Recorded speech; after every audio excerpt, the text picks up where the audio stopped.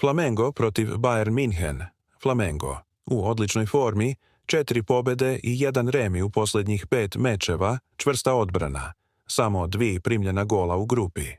Trener Filipe Luis doneo stabilnost i timsku igru, Bayern München, najbolji napad u grupi, 12 postignutih golova, 4 pobjede u posljednjih 5 utakmica i pored poraza od Benfike.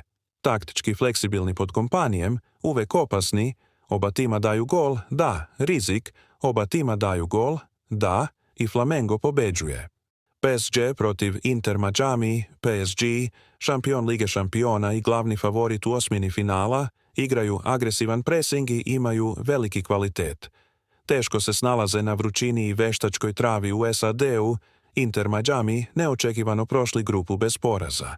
Napad predvode zvezde Messi i Suarez, ali bez brzine. Odbrana ranjiva pod visokim pritiskom, PSG pobeđuje, rizik. PSG pobeđuje i oba tima daju gol, da,